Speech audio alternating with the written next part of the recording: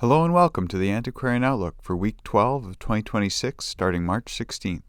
I'm Spencer W. Stuart, Collections Advisor, author of Contemporary Issues in Rare Books and Manuscript Collecting, and host of the monthly webinar, Collecting Insights. For more details on my services, publications, and programs, follow the links below. On to last week's results. Monday, Tessier and Sarrou had an online sale, Publicity posters. There were 456 lots offered, of which 280 sold, making for a 61% sell-through rate. Highest price realized was lot 297, Thierry's Cycles Omega from 1897, a lithograph poster.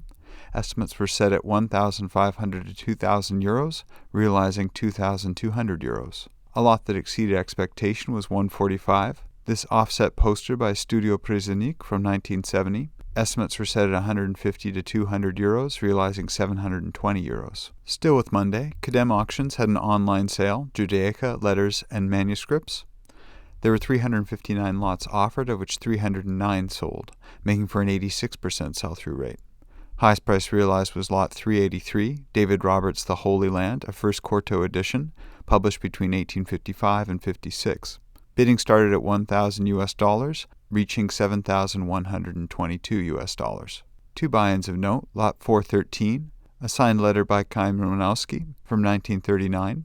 Bidding started at $1,000, as well as lot 570, this etching by Lillian, Esther, and her maids. Again, bidding was set to start at $1,000. A lot that exceeded expectation was 347, an early German translation of Josephus from 1569.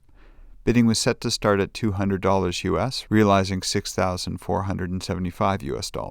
On to Tuesday, Baecque and Associates had antiquarian and modern books. There were 262 lots offered, of which 185 sold, making for a 71% sell-through rate.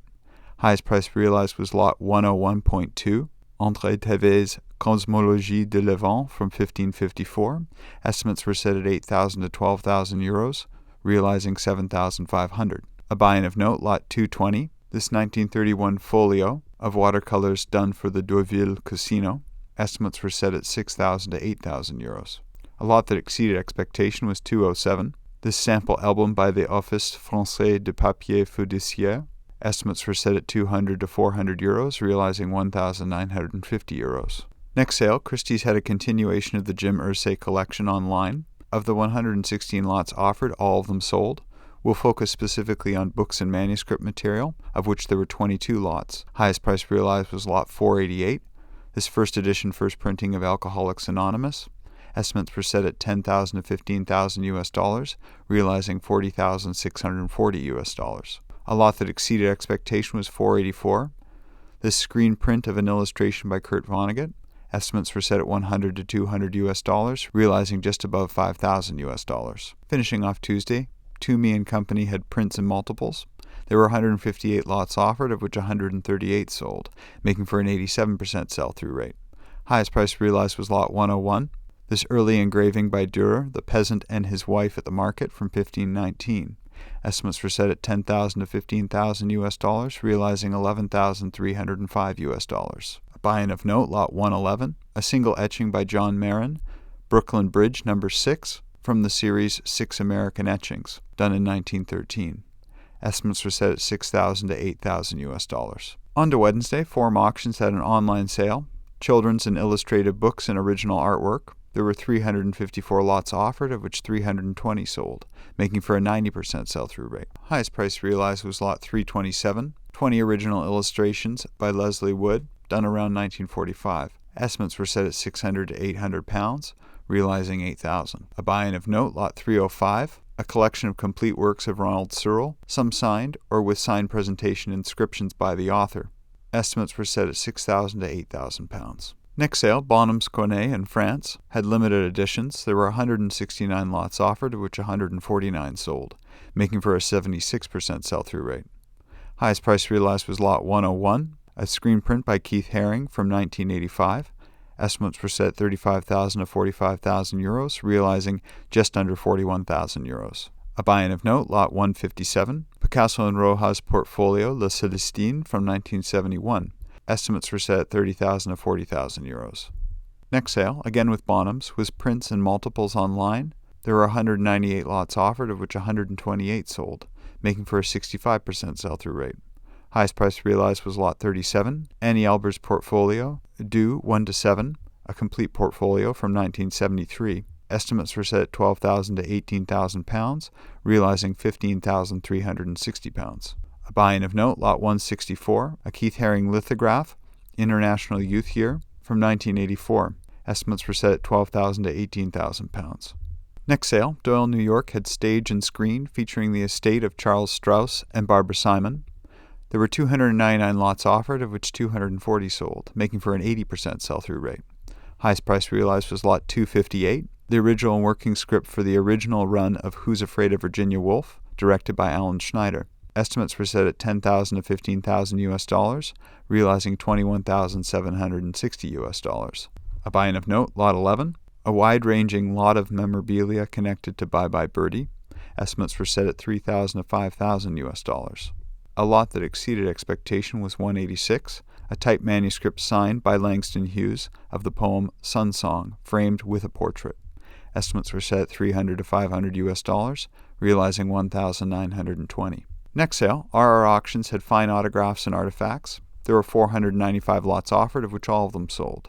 Highest price realized was lot 114, a historic royal warrant signed by King James to discharge Walter Raleigh to prepare for his voyage by sea in search of the El Dorado. Bidding was set to start at $60,000, realizing $81,251. A lot that exceeded expectation was 628, a vintage quintet of signed Elvis photographs from 1955 to 56. Here bidding was set to start at $8,000, realizing $32,830. On to Thursday, Thompson Roddick Auctioneers had antiquarian and collectible books and related items. There were 246 lots offered, of which 223 sold, making for a 91% sell-through rate. Highest price realized was lot 110, a manuscript of Cumbrian interest, narrative of a tour made from Whitehaven, dating around 1820. Estimates were set at £50 to £80, realizing $3,000. A buy-in of note, lot 236, a collection of 24 Baedeker guides. Estimates were set at £200 to £300. Next sale, PBA Galleries had Americana, Travel and Exploration, World History, Maps, and Views. There were 436 lots offered, of which 247 sold, making for a 57% sell-through rate. Highest price realized was lot 142, Benjamin Franklin's Experiments and Observations on Electricity from 1774. Estimates were set at $3,000 to $5,000, realizing $5,625. A buy-in of note, lot 78, a Civil War-related archive of approximately 300 handwritten letters, as well as images. Estimates were set at $8,000 to $12,000. Next sale, Swan Galleries had printed and manuscript African Americana. There were 366 lots offered, of which 313 sold, making for an 85.5% sell-through rate. Highest price realized was lot 227, Archive of Joan Daves, a literary agent for Coretta Scott King. Estimates were set at $10,000 to $15,000, realizing $55,880. A buy-in of note, lot 143, Cakewalk No. 1 through to 5, a collection of chromolithograph prints from 1899. Estimates were set at $3,000 to $4,000. A lot that exceeded expectation was 247, a deed signed by a multiracial soldier who had fought at the Battle of Lexington, dated 1786. Estimates were set at $1,500 to $2,500, realizing just below $20,500. On to Friday, Freeman's had the collected library, including Americana and early photography. There are 319 lots offered, of which 215 sold, making for a 67% sell-through rate. Highest price realized was lot 221, a group of 14 carte de visites of the generals or officers wearing Lincoln mourning pins, as well as bands. Estimates were set at $500 to $800, realizing $6,175. A buy-in of note, lot 33, dog tags as well as a photo album connected to an African-American U.S. Air Force sergeant. Estimates were set at $2,000 to $3,000. For a hyperlinked list of next week's auctions we have an eye on, please get in touch with us directly. As always, the Antiquarian Outlook is totally independent. Its producers do not hold inventory, nor do they represent any consignments or acquisitions mentioned. In the news, space remains available for the Collecting Insights sessions in April at the Emerging, Expanding, and Legacy levels. As always, registrants receive a complimentary copy of contemporary issues and rare books and manuscript collecting. So have a look at the links below to see which sessions may suit you, and if you have any questions about the content, please get in touch with us directly. We look forward to hearing from you. Well, that's been the week from here. What did you think of last week's results? Please make sure to put some comments below and we'll keep the conversation going.